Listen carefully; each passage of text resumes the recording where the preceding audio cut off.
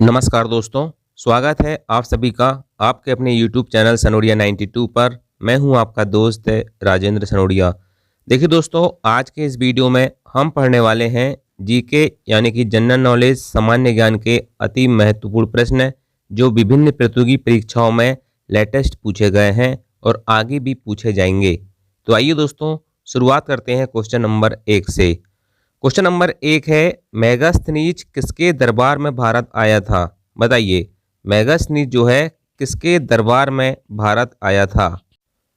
तो इस सवाल का सही आंसर होगा दोस्तों ऑप्शन नंबर बी। ठीक है, ऑप्शन नंबर बी इस सवाल का सही आंसर होगा।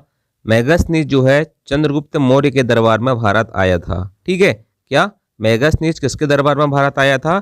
चंद्रगुप्त मौर्य के दरबार में भारत आया था। याद रखना दोस्तों, अगर आपसे पूछे कि डाइमेकस किसके दरबार में भारत आया था, तो डाइमेकस जो है वो बिंदुसार के दरबार में भारत आता है। अगर आपसे पूछे कि फायान किसके दरबार में भारत आया था, ठीक है, तो चंद्रगुप्त द्वितीय के दरबार में भारत आया था। हैंसांग किसके शासनकाल में भारत आया था? तो हैंसांग हर्षवर्धन के शासनकाल में भारत आता है। और इब्न बतूता जो है मोहम्मद बिन तुगलक के शासनकाल में भारत आता है। और मेगास्थनीज किसके दरबार में? चंद्रगुप्त मौर्य के दरबार में भारत आता है। ठीक है, ये 5 क्वेश्चन मैंने आपको बता दिया। ठीक है, याद रखना, ये पांचों पॉइंट बहुत इंपॉर्टेंट है। इनसे कई बार कई एग्जाम में क्वेश्चन पूछे जा सके हैं। ठीक है, चाहे आप कोई भी एग्जाम दो, कोई भी वनडे एग्जाम दो, 100% दोस्तों क्वेश्चन आने की संभावना यहां से बनेगी। नेक्स्ट क्वेश्चन देखते हैं, क्वेश्चन नंबर 2। बथुकम्मा त्योहार किस राज्य में मनाया जाता है? बताइए, बथुकम्मा त्योहार किस राज्य में मनाया जाता है? तो इस क्वेश्चन का सही आंसर हो जाएगा दोस्तों, बथुकम्मा त्योहार जो है ये मनाया जाता है तेलंगाना राज्य में। ऑप्शन नंबर डी इस सवाल का सही आंसर होगा। क्या होगा?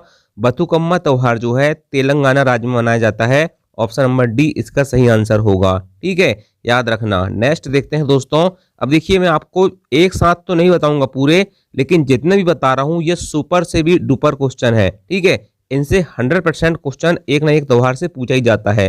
देखिए, बथुकम्मा जो है ये तेलंगाना राज्य का त्योहार है। अगर आपसे पूछे कि हॉर्नबिल फेस्टिवल किस राज्य का त्योहार है, तो हॉर्नबिल फेस्टिवल दोस्तों नागालैंड का त्योहार है। अगर आपसे पूछे कि जलीकट्टू त्योहार किस राज्य में मनाया जाता है, तो याद रखना तमिलनाडु में है। अगर आपसे पूछे कि पोंगल कहाँ का है, तो पोंगल भी तमिलनाडु का है। और अगर आपसे पूछे ओणम कहाँ का है, तो ओणम कहाँ का है? केरल का है। ये 5 आपको 100% बिल्कुल आंख मूंद के याद होना चाहिए। अगर आपसे कोई नींद में भी पूछ ले कि पोंगल कहाँ मनाया जाता है, तो तमिलनाडु। ओणम कहाँ मनाया जाता है, तो केरल। हॉर्नबिल फेस्टिवल कहाँ मनाया जाता है, तो नागालैंड। जलीकट्टू कहाँ मनाया जाता है, तो तमिलनाडु। और बथुकम्मा वहाँ मनाया जाता है, तो तेलंगाना। ठीक है, इनको आपको क्या करना है? बहुत अच्छे से याद करना है, बार बार रिवाइज करना है। ठीक है, किसी प्रकार की ट्रिक का इस्तेमाल नहीं करना, नहीं तो ट्रिक का इस्तेमाल करोगे तो ट्रिक को भी याद रखना जरूरी होगा। ठीक है, चलिए नेक्स्ट क्वेश्चन देखते हैं, क्वेश्चन नंबर 3।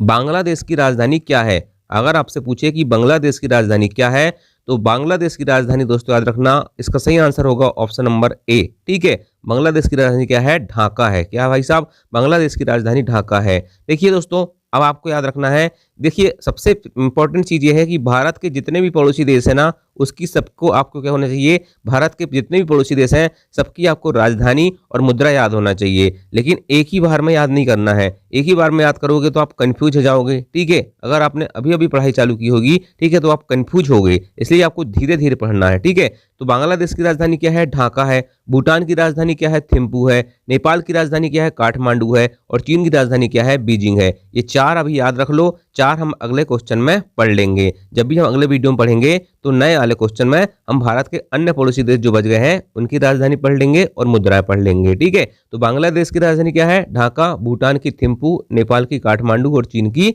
बीजिंग हो जाएगी। नेक्स्ट क्वेश्चन देखते हैं, क्वेश्चन नंबर 4।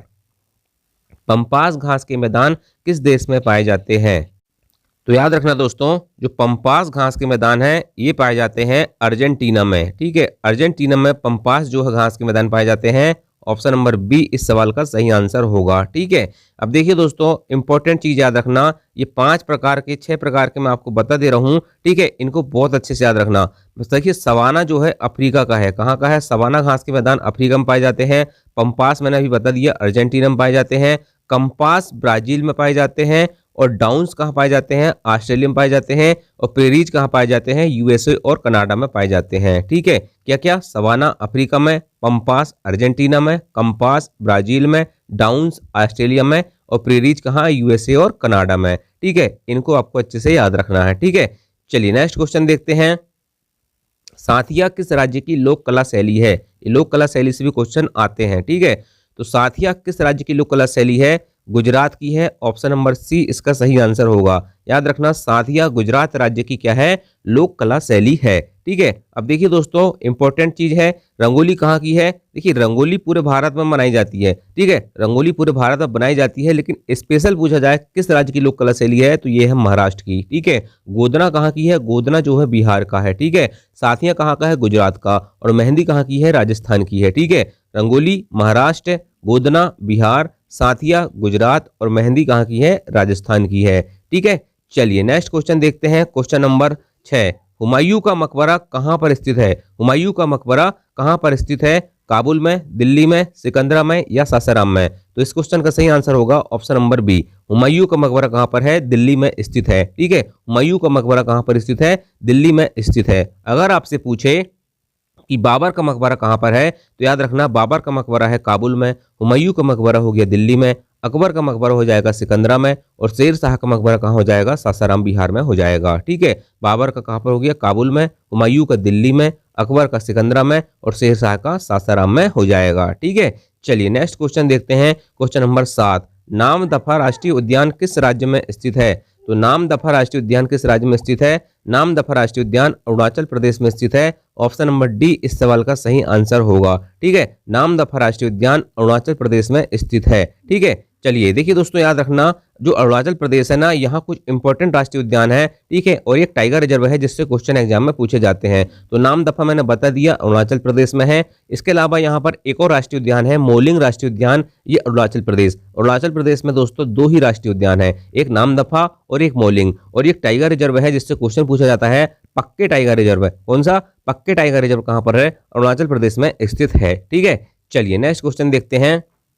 निम्न में से कौन सा दर्रा अरुणाचल प्रदेश में नहीं है? बताइए, निम्न में से कौन सा दर्रा अरुणाचल प्रदेश में नहीं है? तो याद रखना दोस्तों, बोमडिला, यांग आप और दिफू, ये तीनों दर्रा अरुणाचल प्रदेश में स्थित हैं, लेकिन तुजू दर्रा जो है ये क्या है? तुजू दर्रा जो है ये अरुणाचल प्रदेश में नहीं है। इसलिए इस सवाल का सही आंसर हो जाएगा ऑप्शन नंबर डी, तुजू दर्रा। तुजू दर्रा कहाँ पर है? तो तुजू दर्रा दोस्तों याद रखना, भारत के मणिपुर राज्य में स्थित है। कहाँ पर स्थित है? मणिपुर राज्य में स्थित है तुजू दर्रा। बाकी बोमडिला, यांगयाप और दिफू, ये तीनों दर्रे कहाँ पर हैं? अरुणाचल प्रदेश में स्थित है। नेक्स्ट क्वेश्चन देखते हैं। क्वेश्चन नंबर 9, भारतीय रिजर्व बैंक यानी कि आरबीआई का राष्ट्रीयकरण कब किया गया था? बताइए। तो भारतीय रिजर्व बैंक जो है आरबीआई का राष्ट्रीयकरण होता है 1 जनवरी 1949 को। ठीक है, ऑप्शन नंबर बी इस सवाल का सही आंसर होगा। ठीक है, आरबीआई का राष्ट्रीयकरण कब हुआ था? 1 जनवरी 1949 को हुआ था। अब देखिए दोस्तों, याद रखना, भारतीय रिजर्व बैंक की स्थापना कब हुई थी? 1 अप्रैल 1935 को होती है। इसका मुख्यालय कहाँ पर है? हेडक्वार्टर कहाँ पर है? मुंबई में स्थित है। राष्ट्रीयकरण मैंने बताया 1 जनवरी 1949 को हुआ। इसके प्रथम गवर्नर कौन थे? तो आरबीआई के प्रथम गवर्नर थे सर ऑसबोर्न स्मिथ थे। प्रथम भारतीय गवर्नर कौन थे? तो प्रथम भारतीय गवर्नर थे सीडी देशमुख। और वर्तमान में गवर्नर कौन है? तो संजय मल्होत्रा जो है वर्तमान में आरबीआई के गवर्नर हैं। इससे पहले कौन थे? शक्तिकांत दास थे। शक्तिकांत दास की जगह में कौन आ गए हैं? संजय मल्होत्रा जी आ गए हैं। ठीक है, चलिए नेक्स्ट क्वेश्चन देखते हैं। क्वेश्चन नंबर 10, संविधान की किस अनुसूची में 22 भाषाओं का उल्लेख है? तो संविधान की किस अनुसूची में 22 भाषाओं का उल्लेख है? संविधान की 8वीं अनुसूची में दोस्तों याद रखना 22 भाषाओं का उल्लेख है। ऑप्शन नंबर ए इसका सही आंसर होगा। देखिए दोस्तों, संविधान में टोटल कितनी अनुसूची है? संविधान में टोटल जो है 12 अनुसूची हैं। ठीक है, कितनी अनुसूची हैं? 12 अनुसूची हैं। ठीक है, मूल संविधान में कितनी अनुसूची थी? 8 अनुसूची थी। 4 अनुसूची बाद में समय समय पर संविधान संशोधन करके जोड़ी गई हैं। ठीक है, लेकिन इनसे जो क्वेश्चन आते हैं, याद रखना, संविधान की जो 8वीं अनुसूची है इसमें मूल रूप से कितनी भाषा थी? तो इसमें मूल रूप से जब संविधान बना था तो 14 भाषाएं थी। ठीक है, लेकिन वर्तमान में क्या हुआ है? 22 भाषाएं हुई हैं। मतलब 14 के बाद 8 भाषाएं और जोड़ी गई हैं। अब उनसे बहुत ज्यादा क्वेश्चन पूछा जाता है कि सिंधी को किस संविधान संशोधन द्वारा जोड़ा गया या कब जोड़ा गया? तो याद रखना, 21वां संविधान संशोधन होता है 1967 में और इसमें क्या होता है? सिंधी भाषा को 8वीं अनुसूची में शामिल किया जाता है। इसके बाद 71वां संविधान संशोधन होता है 1992 में, और कोंकणी, मणिपुरी और नेपाली ये 3 भाषाओं को और जोड़ा जाता है। ठीक है, और 92वां संविधान संशोधन होता है 2003 में, इसमें बोडो, डोगरी, मैथिली, संथाली ये 4 भाषाओं को जोड़ा जाता है। बहुत इंपॉर्टेंट है, बोडो, डोगरी, मैथिली, संथाली, सन याद रखना 2003 और 92वां संविधान संशोधन। इसी प्रकार से सिंधी 1967 21वां और कोंकणी, मणिपुरी, नेपाली 1992 में 71वां। ये चारों चीज आपको याद रखना है, सन भी याद रखना है, भाषाएं भी याद रखना है, और कौन सा संविधान संशोधन है ये भी याद रखना है। और संविधान की 8वीं अनुसूची में अब कितनी भाषाएं हो गई हैं? 22 भाषाएं हो चुकी हैं। ठीक है, चलिए नेक्स्ट क्वेश्चन देखते हैं। राष्ट्रीय खाद्य सुरक्षा अधिनियम किस वर्ष लागू हुआ था? बहुत ही इंपॉर्टेंट सवाल है भाई यार, है ना, याद रखना। तो राष्ट्रीय खाद्य सुरक्षा अधिनियम 2013 में लागू हुआ था। ऑप्शन नंबर सी इस सवाल का सही आंसर होगा। ठीक है, राष्ट्रीय खाद्य सुरक्षा अधिनियम किस वर्ष लागू हुआ था?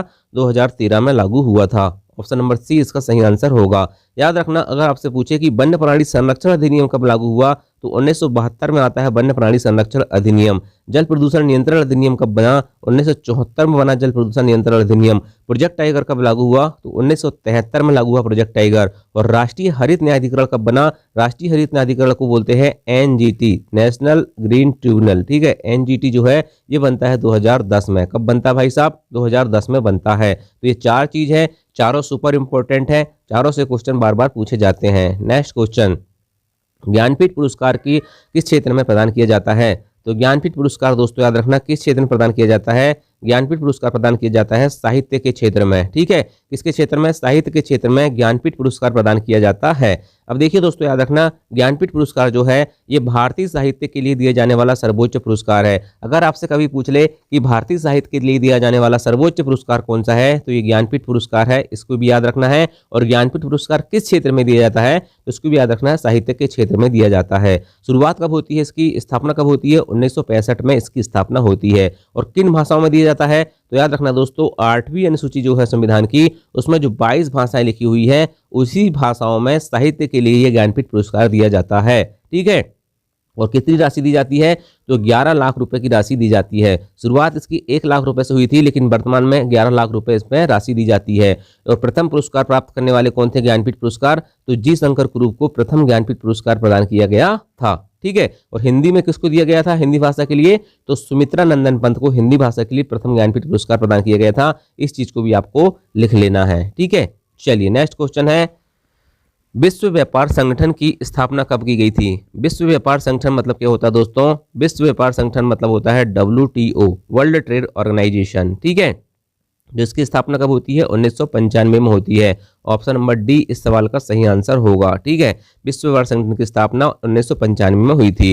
देखिए दोस्तों, विश्व व्यापार संगठन यानी कि WTO की बात करें हम, WTO की बात करें हम, तो इसकी स्थापना होती है 1 जनवरी 1995 को। इसका मुख्यालय यानी कि हेडक्वार्टर जेनेवा स्विट्जरलैंड में है। इसमें वर्तमान में कितने सदस्य देश हैं? तो 164 सदस्य देश हैं। ये चीजें याद नहीं रखते हैं और इससे क्वेश्चन पूछे जाते हैं कि WTO में वर्तमान में कितने सदस्य देश हैं? तो 164 है, याद रखना। और इसके वर्तमान अध्यक्ष कौन है? ओकोंजा इवेला जो है WTO विश्व व्यापार संगठन के वर्तमान में कौन है? अध्यक्ष हैं। ठीक है, चलिए नेक्स्ट क्वेश्चन देखते हैं, जैन धर्म कितने संप्रदाय में विभाजित था? तो जैन धर्म दोस्तों 2 संप्रदाय में विभाजित था। ऑप्शन नंबर ए इसका सही आंसर होगा। कौन कौन से? याद रखना दोस्तों, श्वेतांबर और दिगंबर में था। ठीक है, श्वेतांबर कौन थे? श्वेतांबर श्वेत वस्त्र धारण करने वाले। दिगंबर कौन थे? नग्न रहने वाले। ठीक है, याद रखना प्रथम तीर्थंकर कौन थे जैन धर्म के? तो जैन धर्म के प्रथम तीर्थंकर थे ऋषभदेव, और अंतिम तीर्थंकर कौन थे? महावीर स्वामी थे। याद रखना टोटल जैन धर्म में कितने तीर्थंकर हुए? 24 हुए हैं, जिसमें प्रथम ऋषभदेव थे और अंतिम कौन थे? महावीर स्वामी थे। चलिए नेक्स्ट क्वेश्चन देखते हैं दोस्तों, क्वेश्चन नंबर 15, भारतीय रेलवे का जनक किसे कहा जाता है? तो भारतीय रेलवे का जनक किसे कहा जाता है? ये कहा जाता है आपके लॉर्ड डलहौजी को। ऑप्शन नंबर डी इस सवाल का सही आंसर होगा। लॉर्ड डलहौजी को भारतीय रेलवे का जनक कहा जाता है। क्या कहा जाता है? भारतीय रेलवे का जनक लॉर्ड डलहौजी को कहा जाता है। देखिए दोस्तों, याद रखना, लॉर्ड डलहौजी के बारे में कुछ इंपॉर्टेंट चीज बता रहा हूँ आपको। ठीक है, कौन कौन सी चीज है? ठीक है, ये आपको लिख के रखना है। लॉर्ड डलहौजी के समय में दोस्तों याद रखना 1853 में, कब? सन 1853 में मुंबई से थाने के बीच में, कब? मुंबई से थाने के बीच में क्या चली थी? प्रथम बार रेल चली थी। इसलिए दोस्तों याद रखना, ये जो लॉर्ड डलहौजी था इसने रेलवे के लिए बहुत अच्छा काम किया, इसलिए भारतीय रेलवे का जनक इसे कहा जाता है। 1853 में मुंबई से थाने के बीच में ट्रेन चली थी। अच्छा, इसने एक नीति अपनाई थी जिसे कहते हैं बेपगन की नीति या लॉर्ड डलहौजी की हड़प नीति। इसके तहत क्या होता था? जिस शासक के कोई बच्चे नहीं होते थे उसके राज्य को ये हड़प लेता था। ठीक है, और इस तरह के जो आपकी लॉर्ड डलहौजी की जो हड़प नीति थी या बेपकन का जो सिद्धांत था उसके तहत प्रथम राज्य जो शामिल किया गया था वो था सतारा। कौन सा था? सतारा। ठीक है, सतारा प्रथम राज्य था। इस चीज को भी आपको अच्छे से याद रखना है। ठीक है, चलिए नेक्स्ट क्वेश्चन देखते हैं। नई दिल्ली की नगर योजना किसने बनाई थी? तो नई दिल्ली की नगर योजना कौन बनाता है? नई दिल्ली की नगर योजना बनाता है Edwin Lutyens. Option number D इसका सही आंसर होगा। नई दिल्ली की नगर योजना किसने बनाई थी? एडविन लुटियंस ने बनाई थी। ठीक है, याद रखना दोस्तों, जो दिल्ली नगर था इसकी स्थापना कौन करता है? इसकी स्थापना करता है अनंगपाल तोमर। बहुत इंपॉर्टेंट चीज बता रहा हूं, ये क्वेश्चन भी कई बार पूछा जाता है। अनंगपाल तोमर जो था इसने दिल्ली नगर की स्थापना की थी ऐसा कहा जाता है। और नगर योजना किसने बनाई थी? तो एडविन लुटियंस ने बनाई थी। अगर आपसे पूछे कि दिल्ली भारत की राजधानी कब बनती है तो दिल्ली भारत की राजधानी 1911 में घोषणा होती है और 1912 में दोस्तों याद रखना दिल्ली भारत की राजधानी हो जाती है। इससे पहले कौन सी? इससे पहले कलकत्ता जो थी दिल्ली की क्या थी? कलकत्ता जो थी भारत की राजधानी हुआ करती थी। ठीक है, चलिए नेक्स्ट क्वेश्चन देखते हैं। वर्तमान में भारत के मुख्य न्यायाधीश कौन है? तो याद रखना दोस्तों, वर्तमान में भारत के मुख्य न्यायाधीश बन गए हैं 51 में मुख्य न्यायाधीश बन गए हैं। कौन बन गए हैं? Sanjeev Khanna. Option number D इसका सही आंसर होगा।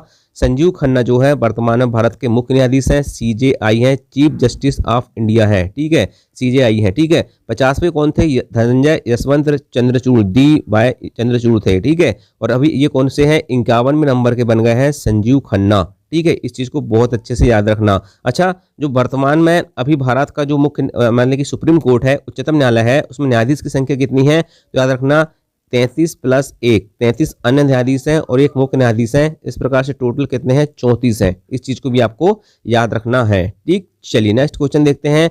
प्लान्ड इकोनॉमी फॉर इंडिया पुस्तक के लेखक कौन है?